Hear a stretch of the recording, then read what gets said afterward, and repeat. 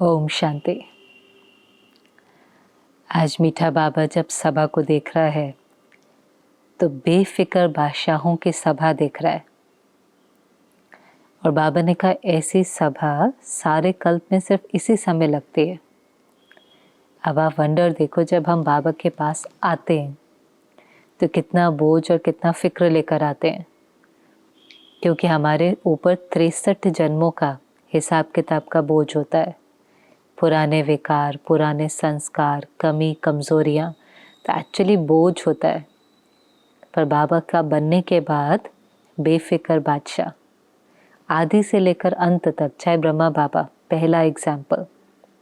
यात्रा में तो बहुत उतार चढ़ाव आए, आंटी ओम मंडली के साथ कितने ही विघ्न आए, बेगरी पाठ भी चला, पर बाबा के वो सुंदर चित्र आज भी हमें अच्छे लगते हैं ना। एक चित्र है जिसमें बाबा लेटा हुआ है पहाड़ी के ऊपर और सर के नीचे ऐसे हाथ है और बिल्कुल ऐसा दिखाई देता है जैसे बादशाह, बेफिक्र बादशाह, क्योंकि एक बल एक भरोसा। करण करावन हार कौन है, हम किसके बच्चे हैं, किसका कार्य है, किसकी जिम्मेवारी है। लेकिन जब भूल जाता है तो फिक्र होती है। लेकिन बाबा आज उस सभा को देख रहा है कि सब बेफिक्र है, राजा बच्चे रूहानी फ़कुर में रहते हैं कि हम बेफिक्र बादशाह हैं। चलते हैं, उठते हैं, बैठते हैं, सोते हैं, खाते हैं, लेकिन कोई फिक्र नहीं। हर कर्म करते हुए बेफिक्र, और बेफिक्र भी है और बादशाह भी है, रूलर है। लेकिन किस चीज़ पर रूल कर रहे हैं, किस चीज़ को कंट्रोल कर रहे हैं? अभी हम विश्व के मालिक नहीं है, लेकिन स्वराज्य अधिकारी। कर्मेंद्रियों को ऑर्डर से चलाते हैं। ये भी चेक करना है कि कहीं कंट्रोल की बाबा बात कर रहा है, लेकिन हम बादशाह अपनी कर्मेंद्रियों के बने हैं, किसी और चीज़ के नहीं। कभी कभी हम स्थान को कंट्रोल करने लगते हैं, लोगों को करने लगते हैं, सेवा साथियों को करने लगते हैं, पर वो नहीं। अपने प्रति भले लो, लेकिन दूसरे के प्रति दादी जी हमेशा कहते थे प्यार हो। हर आत्मा है अपना अपना पाठ बजा रही है, लेकिन अपनी कर्मेंद्रियों के प्रति स्वराज्य अधिकारी, मालिक बन करके अपने को चलाना, ऑर्डर से चलाना, डिसिप्लिन से चलाना, तो आत्मा की शक्ति बढ़ती चली जाती है। और इसीलिए स्वराज्य अधिकारी भी हैं, और बाबा ने कहा साथ साथ पवित्रता का ताज भी है। पवित्रता का ताज तो बाबा अभी से दिलाता है ना। अभी 2 ताज है हमारे पास, पवित्रता का ताज और जिम्मेवारी का ताज। स्व परिवर्तन की जिम्मेवारी का ताज और पवित्रता का ताज। तो बाबा ने कहा देखो, अपने को देखो, एक ताज वाला अपने को देखो, और कभी कभी ताज की जगह क्या आ जाता है, टोकरा। जब चिंता होती है, फिक्र होती है, तो कितना भारी हो जाता है ना, जैसे कितना सर के ऊपर टोकरा है। अब लोग कहते हैं जिम्मेवारियों का बोझ होता है, पर बाबा का बनने के बाद हमें समझ में आया सोच का बोझ होता है। जिम्मेवारी तो ब्रह्मा के ऊपर कितनी जिम्मेवारी थी। बाबा कहते जितनी जिम्मेवारी, जितने मामले इसके ऊपर थे, किसी के ऊपर नहीं। फिर हमारी दादियों को देख लो, एक एक के ऊपर कितनी जिम्मेवारी थी। पर प्रकाश मणि दादी को कई बार पूछते थे, दादी आप हेड हो, आपको चिंता नहीं होती? दादी कहती मैं अपने को हेड समझती नहीं हूँ। मैं हेड समझूं तो मुझे हेडेक हो जाएगा। हेड बाबा है, जिम्मेवार बाबा है, करण करावन हार बाबा है, मैं निमित्त हूँ।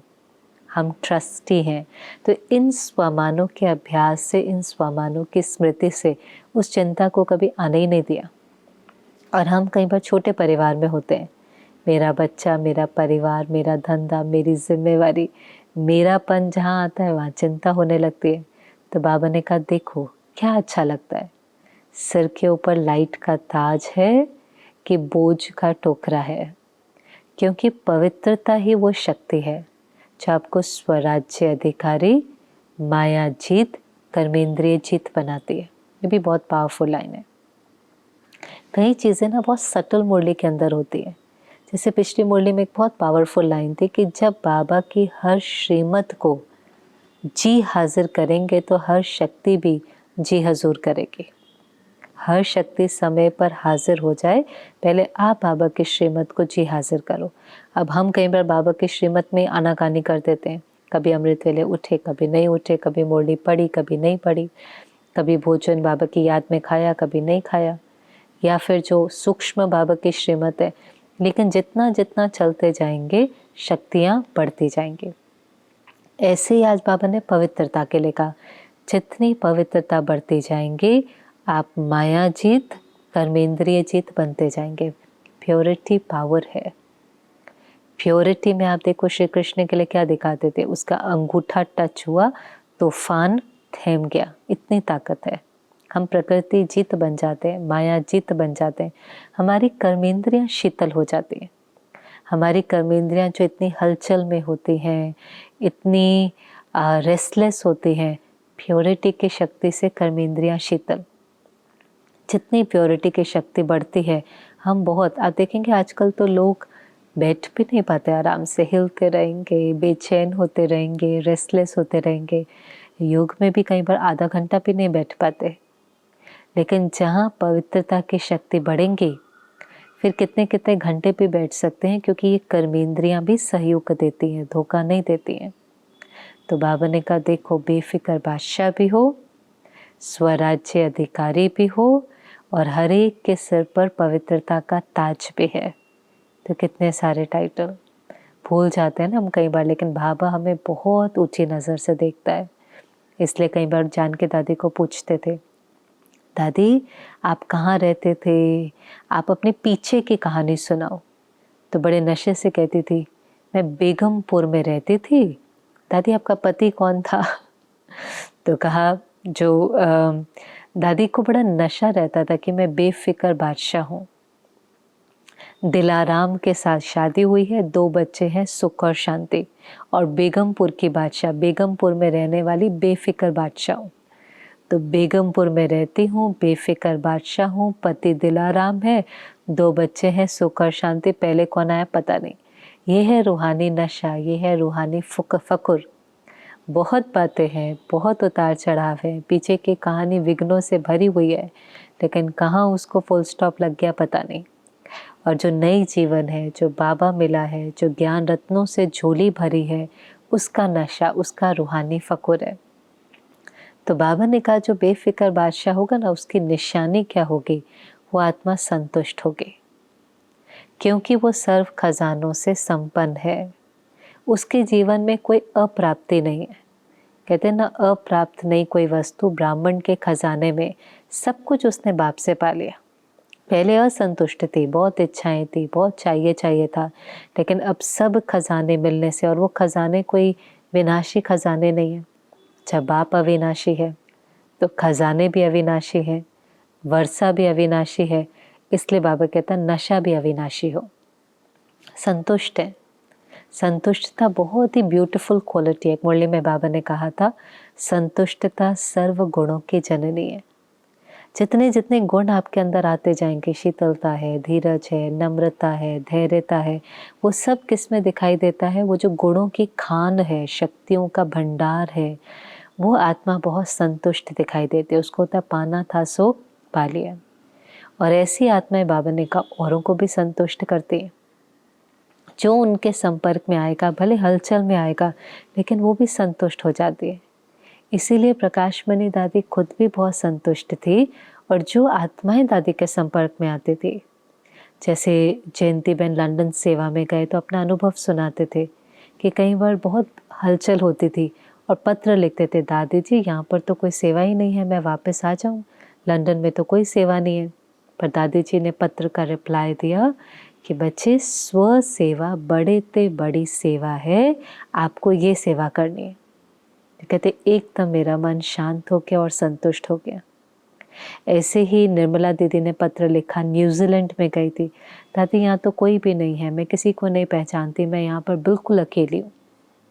तो दादी ने पत्र लिखा, निर्मला दीदी शेर जंगल में अकेला घूमता है, आप शेरनी है, इसलिए बाबा ने आपको बिल्कुल अकेले रखा है।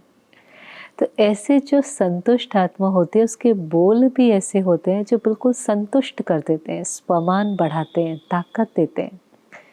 ये निमित्त आत्माओं का काम होता है।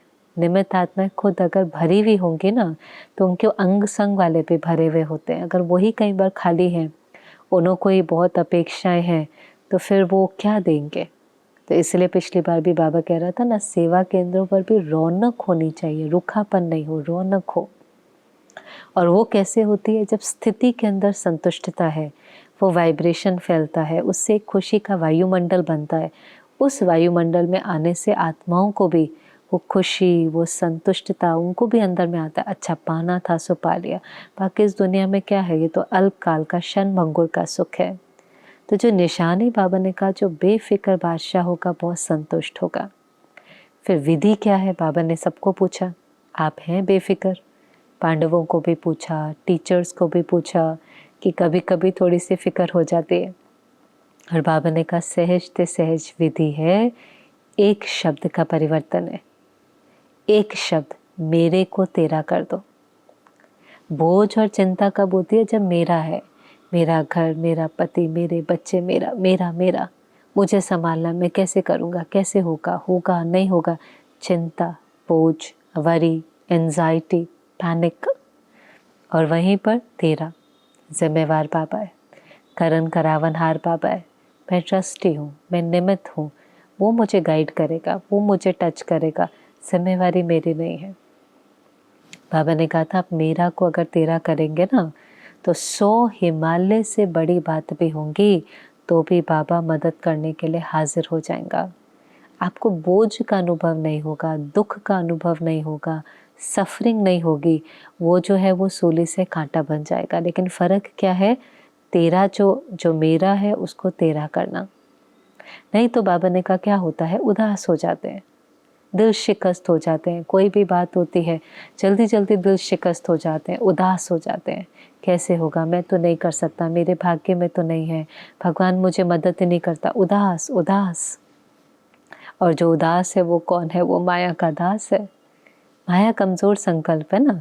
एक बार कमज़ोर संकल्प चलने लग गए तो आप मन के मालिक थोड़ी ना है, फिर तो आप मन के गुलाम हो गए, मन के दास हो गए।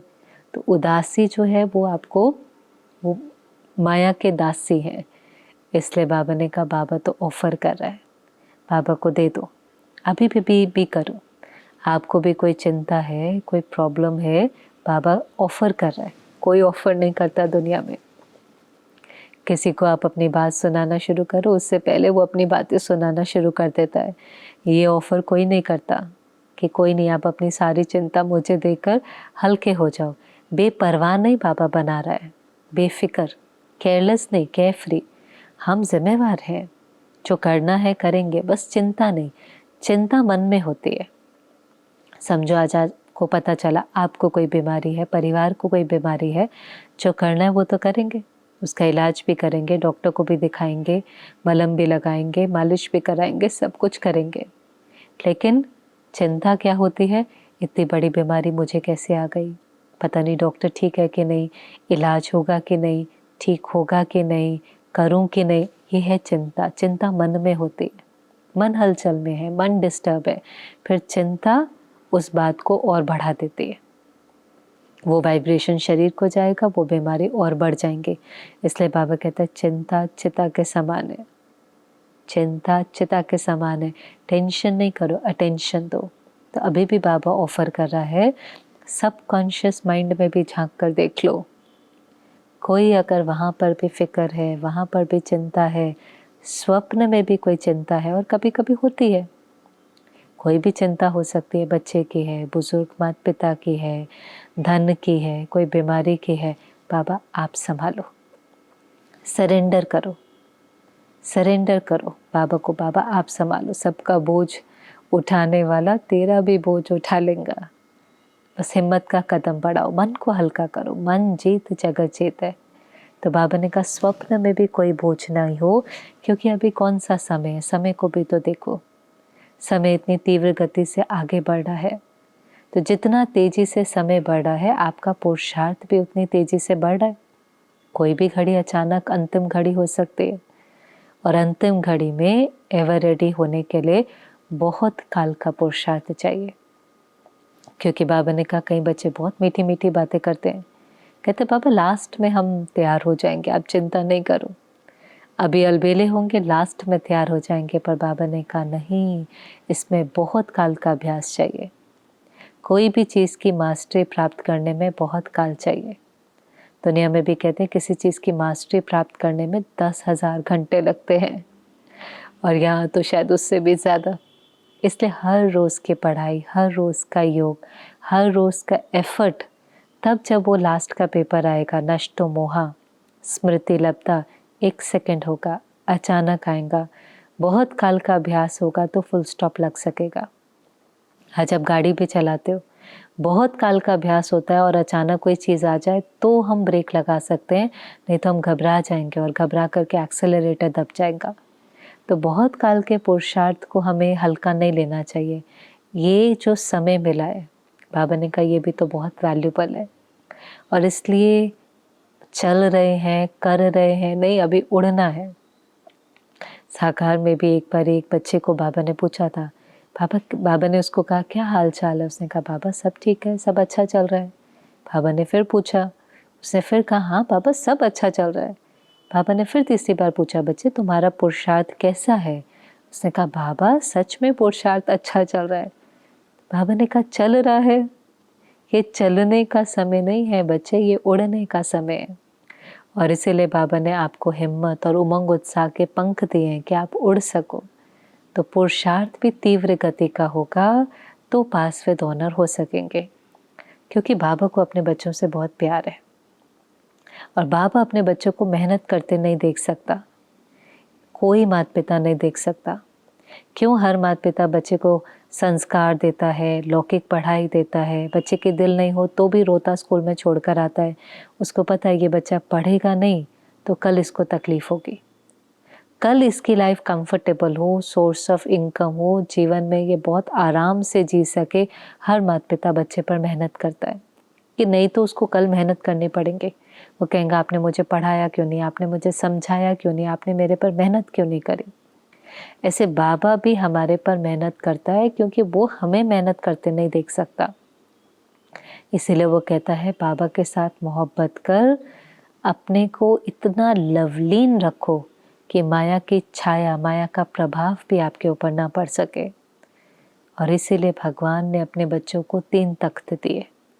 प्यार है ना, जैसे जो बच्चे बहुत प्यारे होते हैं उनको ज़मीन पर नहीं छोड़ते, गोदी में बिठा के रखते हैं, गलीचे पर छोड़ते हैं, अपने सिर का ताज बना के रखते हैं। ऐसे बाबा ने भी हमें 3 तख्त दिए।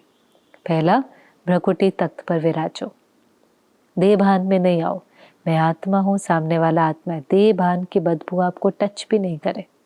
हर एक आत्मा है, अपना पाठ है, अपने संस्कार हैं, किसी का कोई दोष नहीं है, किसी के बारे में हमारे मन में कोई गलत संकल्प नहीं, वो हमें मिट्टी में लेकर आता है। जब हम उनके आज के संस्कार देखते हैं, आज का पाठ देखते हैं, आज की कमी कमजोरी देखते हैं, उनका नुकसान नहीं होता। उनकी देह को देखने से, उनके अक्वायर्ड लेबल और संस्कारों को देखने से हमारे मन में व्यर्थ चलता है, हम देभान की मिट्टी में आ जाते हैं, हम मैले हो जाते हैं। तो पहला तख्त, प्रकृति पर विराजित होकर मैं आत्मा, हर कोई आत्मा, हर किसी के ओरिजिनल संस्कार को देखो, देह भान टच नहीं करे। दूसरा, बाबा का दिल तख्त, जब फ्री हो जाओ बाबा के दिल तख्त पर बैठ जाओ, मैं बाबा का, बाबा मेरा। बाबा से जो प्राप्तियां हुई हैं उसको याद करो, ज्ञान को याद करो, बाबा से मिले हुए जो खजाने हैं उनको याद करो। बस जब प्यार में कोई होता है तो क्या होता है, उसको सारी पुरानी दुनिया भूल जाती है, उसको कोई बातें ही नहीं बड़ी लगती। प्यार में बहुत ताकत है। प्यार में जिसको बहुत प्यार होता है ना, उसके लिए कोई विघ्न, कोई कठिनाई नहीं होती, कोई सैक्रिफाइस नहीं होता। ऐसे बाबा ने कहा बाबा के दिल तख्त पर बैठो, उस प्यार में खो जाओ, उसमें लवलीन हो जाओ कि आपको पुरानी दुनिया, पुराने संबंध, पुरानी बातें सब भूल जाए। लव में बहुत हीलिंग एनर्जी होती है। भगवान के प्यार से ही पुराने को फुल स्टॉप लगाया जा सकता है। और तीसरा, बाबा ने कहा विश्व राज्य अधिकारी, विश्व का तख्त। आने वाली दुनिया में क्या होंगे? संपूर्ण निर्विकारी, विश्व के मालिक, विश्व राज्य अधिकारी होंगे।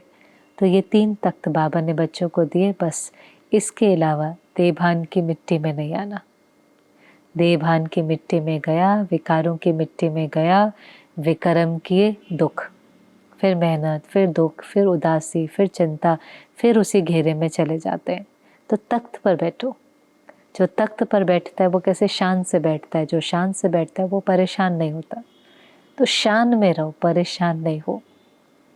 फिर बाबा ने बच्चों के सभी खजाने देखे, सारे सब्जेक्ट की चेकिंग करी, टीचर है ना, खजाने देखे कि इस समय पर कितने वैल्यूबल खजाने बच्चों को मिले हैं। संकल्प का खजाना कितना वैल्यूबल है। बाबा ने कहा एक एक संकल्प बहुत वैल्यूबल है। वर्तमान समय का खजाना कितना वैल्यूबल है। इसी समय पर सारे वरदान मिलते हैं, इसी समय पर आप 21 जन्मों की कमाई करते हैं। ये खजाने जमा करने का समय साधारण समय नहीं है।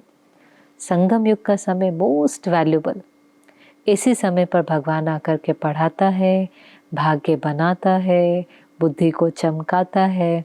तो समय का खजाना, ज्ञान का खजाना, गुणों का खजाना, शक्तियों का खजाना, परमात्मा की दुआओं का खजाना और आत्माओं की दुआओं का खजाना। यहाँ बाबा रुक गए। बाबा ने कहा बच्चे ये दुआओं का खजाना भी बहुत बड़ा खजाना है और सबसे सहज पुरुषार्थ है दुआएं देना और दुआएं लेना। कर सकते हो, आप करते हो। एक एक को बाबा ने पूछा। अब दुआएं देना क्या होता है? दुआएं देने का मतलब किसी भी आत्मा के प्रति शुभ सोचना, चाहे वो कैसे भी हो। दुआ देना और दुआ लेना माना वो भी हमारे बारे में अच्छा सोचे। उनके भी जो संकल्प है, वाइट बॉल आए वहाँ से ब्लैक नहीं। पर बाबा ने कहा कभी कभी जब कोई बद्दुआ देता है माना वहाँ से ब्लैक बॉल आ रही है, नेगेटिव एनर्जी किसी भी रूप में हो सकती है। निंदा के रूप में, क्रोध के रूप में, अपमान के रूप में। बद्दुआ है ना, नेगेटिव थॉट है, नेगेटिव बोल है, नेगेटिव एनर्जी है। तो बाबा ने कहा उसको धारण तो नहीं करते और हम सब अनुभवी हैं। अगर हम स्मृति में नहीं हो, थोड़ी सी भी विस्मृति हो तो वो लग जाती है बॉल, उसका इम्पैक्ट पड़ जाता है, उसको धारण कर लेते हैं। बाबा ने कहा आप धारण क्यों करते हो? उन्होंने तो भेजा, उसने तो बद्दुआ दी, आपने धारण क्यों करी? क्योंकि कोई कोई तो भेजेगा ना, 63 जन्मों का भोजा है। हमने किसी के साथ आज गलत नहीं किया तो भी वो हमारे साथ गलत कर रहा है। वो उसके संस्कार है एक चीज़, और दूसरा हो सकता है कोई पास्ट का हिसाब किताब है। दोनों बातें। कोई कैसा व्यवहार करता है उसका सिर्फ हमारे से लेना देना नहीं होता। कभी कभी वो उसकी पर्सनालिटी है, वो उसके संस्कार है, वो अपने अपने संस्कारों के अनुसार व्यवहार करता है। It is there reflection, it has nothing to do with me. लेकिन हम सोचते हैं अरे इसने मेरे साथ ऐसा किया, इसने मुझे दुख दिया, इसने मेरा अपमान किया। नहीं, बाबा ने कहा आपने उसको धारण क्यों किया? धारण करना माना उसने बोला, हमने स्वीकार किया, फिर अपने मन में चलाया, फिर हम दुखी हो गए। हमने उस एनर्जी को अब्जॉर्ब कर लिया, हमने फुल स्टॉप नहीं लगाया, लेकिन हमने उसका चिंतन किया। बाबा ने कहा कोई कितना भी अच्छा फल है लेकिन खराब हो गया, अभी सड़ा हुआ है, आपको देंगे, आप लेंगे क्या? नहीं लेंगे ना। तो फिर कुछ कुछ कहता है तो आप क्यों ले लेते हो? आप क्यों स्वीकार करते हो? हमें एक ही चाहिए जो हमारे से अच्छे से बात करे, और वो है हम खुद। इसीलिए कहते हैं ना मन ही हमारा दुश्मन है, मन ही हमारा मित्र है। क्योंकि उन्होंने तो कहा लेकिन हम उसको कितनी बार रिपीट करते हैं। जैसे एक लाइन पर आप स्क्रैच पर स्क्रैच करते जाओ तो वो घाव बन जाता है। तो धारण क्यों किया? जैसे हमारा घर होता है, हम उसको साफ रखने की मेहनत करते हैं ना, रोज़ सफाई करते हैं। इससे थोड़ी ना सफाई करते हैं क्योंकि घर में कोई आने वाला है। हम इसलिए सफाई करते हैं क्योंकि उस घर में हमें रहना है। ऐसे मेरा मन है मंदिर की तरह होना चाहिए। ऐसे थोड़ी ना जिसने जो कचरा फेंका हमने अपने मन में समा लिया तो हमारा मन मैला हो जाएगा। फिर तो मन मना भव नहीं हो सकते। मन मना भव होने के लिए, मन को बाबा में लगाने के लिए तो मन बहुत साफ और स्वच्छ चाहिए। तो बाबा ने कहा आपको अपने को परफेक्ट बनाना है। किसी का डिफेक्ट अपने में धारण करेंगे तो मैले तो हम हो गए ना, इसलिए धारण नहीं करो। और ये भी भगवान ने जो श्रीमत दी, आज तक हम सुनते थे दुख देना नहीं है। बाबा ने कहा दुख लेना नहीं है। दुआएं देनी भी हैं, दुआएं लेनी भी हैं। बद्दुआ देनी भी नहीं है, बद्दुआ धारण भी नहीं करनी, क्योंकि वो आपको काला करे, वो आपको इम्परफेक्ट करे, वो आपके अंदर आत्मा पर दाग पड़ते जा रहे। तो बाबा ने बहुत पक्का कराया, हिम्मत रखो, हिम्मत का एक कदम आपका, 1000 गुना मदद बाप की। दुआएं देनी है, दुआएं लेनी है। कोई बद्दुआ दे तो भी धारण नहीं करना। फिर बाबा के सामने वो आए हुए थे जो स्नेही सहयोगी है लेकिन पहली बार मिलने के लिए आए हैं, रेगुलर स्टूडेंट नहीं है।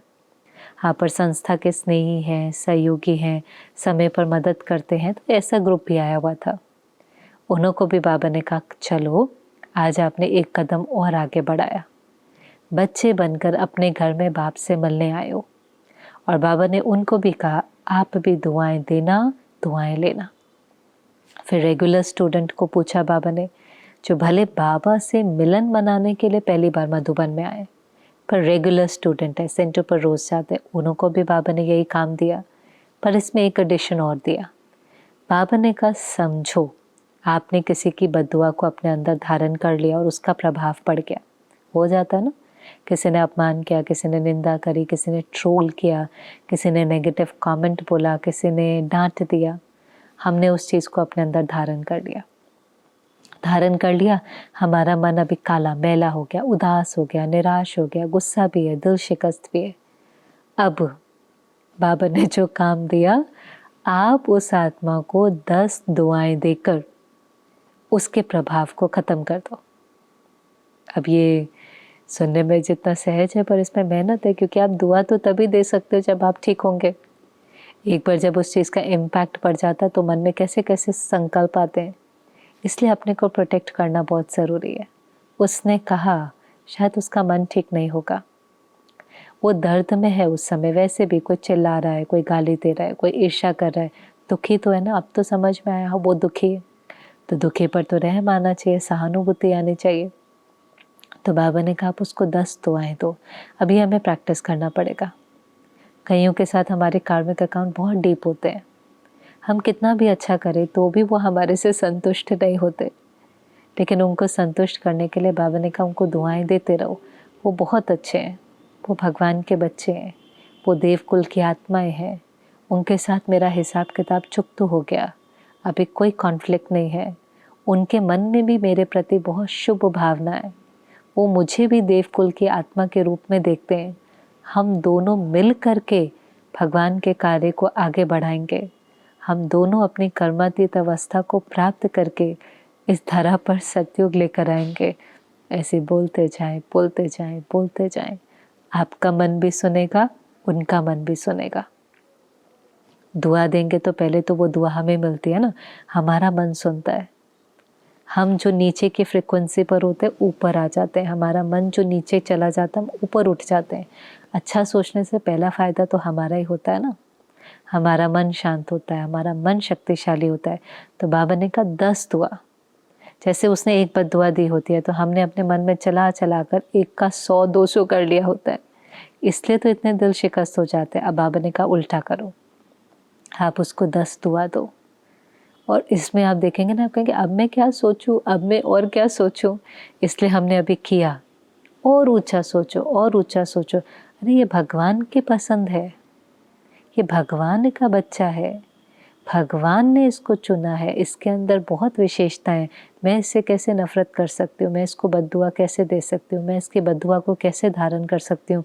ये तो भगवान के पसंद है, जो उसको पसंद है वो मुझे पसंद है, मुझे ये आत्मा बहुत पसंद है, मुझे इसको सहयोग देना है, मुझे इसको भी शक्तिशाली बनाना है। मुझे कोई बोल ऐसा नहीं बोलना जो इसको नीचे गिराए, और ही मुझे इसकी हीलिंग करनी है। भगवान बहुत ऊंचा बनाता है, इसलिए बाबा कहता है ना आप परोपकारी हो, आप अपकार पर उपकार करने वाले, गाली देने वाले को गले लगाने वाले, जो नफरत करता है उससे प्यार करने वाले हो। ये करना है, इसमें मेहनत है। तो रेगुलर आने वालों को भी बाबा ने यही काम दिया। सबको बाबा ने 1 महीने का होमवर्क दिया, दृढ़ता से करो, दृढ़ता से करो। हिम्मत आपकी होगी, मदद बाप की होगी, लेकिन दुआओं का खजाना जमा करो, क्योंकि वो दुआओं का जो स्टॉक है वो अभी भी काम आएगा। और फिर बाबा ने कहा द्वापर में आपके जड़ चित्रों के द्वारा कितने भक्तों को उनको दुआएं तो मिलती है ना, 10-10 घंटे लाइनों में लगते हैं दर्शन के लिए, और जैसे दर्शन होते हैं इतना उनको अच्छा लगता है जैसे उनकी कोई मनोकामना पूरी हो गई। तो क्या है, जड़ चित्रों से भी उनको दुआओं की, आशीर्वाद की अनुभूति होती है। देवी माँ ने मेरे पर आशीर्वाद किया, देवी का मेरे ऊपर आशीर्वाद है, तो वहाँ आशीर्वाद हो रही है, क्योंकि यहाँ पर दुआओं का स्टॉक जो है वो जमा किया है। फिर बाबा के सामने नए थे, तो उन्हों को भी बाबा ने कहा कि नए नए बच्चे हैं, भले पधारे हैं, बाबा देखकर बहुत खुश है। पर बाबा ने एक कोनों को संभाल कहा कि जैसे पेड़ पर नए पत्ते लगते हैं तो चिड़ियाएं पहले नए पत्तों को खाती, कोमल होते हैं, ऐसे नए नए बच्चे अभी इतने शक्तिशाली नहीं हैं तो माया भी उनको खाने की कोशिश करती। तो बाबा ने कहा हर रोज सिर्फ सुनना नहीं, लेकिन अपने अंदर कोई ना कोई नवीनता लेकर आओ। कभी किसी शक्ति के साथ एक्सपेरिमेंट करो, कभी किसी गुण के साथ, कभी किसी गुण को धारण करो, कभी किसी शक्ति को, तो अनुभवी मूर्त बनेंगे, परिपक्व बनेंगे, शक्तिशाली बनेंगे, तो माया का प्रभाव नहीं पड़ेगा। लेकिन अगर अपने पर अटेंशन नहीं दिया तो माया कच्चा खा जाएंगे। तो बाबा तो कहता है भले पधारे, बाबा खुश है, मुबारक भी देता है, लेकिन साथ साथ वरदान देता है अमर भव, अमर रहना, माया के वश वापस नहीं हो जाना। तो ये बहुत वंडरफुल बाबा की मुरली थी, जिसका दो बातें जो बाबा ने कहा, एक तो फिक्र नहीं करो, बाबा को फिक्र ऑफर करो। आज लिखना कमेंट सेक्शन में क्या आपने बाबा को दे दिया, लिखो। जब हम लिखते हैं ना, हमारा मन सुनता है, हमारा ब्रेन उसको प्रोसेस करता है। जब हम उस चीज़ को लिखते हैं तो वो हमें, जैसे हमने कहा ना, हम अच्छा सोचते हैं तो पहले हमारा मन सुनता है, ऐसे जब हम लिखते हैं तो सबसे पहले वो चीज़ हमारे मन में रजिस्टर होती है। तो जो भी बोझ है आज दे दो बाबा को, बाबा आप संभालो, आप जिम्मेवार हो, आप करन करावनहार हो। और दूसरा जो बाबा ने कहा, दुआएं देनी है। किसी की बद्दुआ आपने धारण करी, उसको 10 दुआएं देनी है, तो वो दुआ भी लिखो। वो लाइन क्या है? दुआ माना श्रेष्ठ संकल्प, शुभ संकल्प, उस आत्मा के लिए बहुत अच्छा सोचना। तो वो क्या सोचेंगे? वो भगवान के संतान है, वो भगवान के पसंद है, वो देव कुल की आत्मा है, वो मेरा भाई या बहन है, वो इस परिवार का है। जब हम लिखते जाते, बोलते जाते हैं, हमारा मन सुनता जाता है, धीरे धीरे वो रिश्ता ठीक हो जाता है। ओम शांति।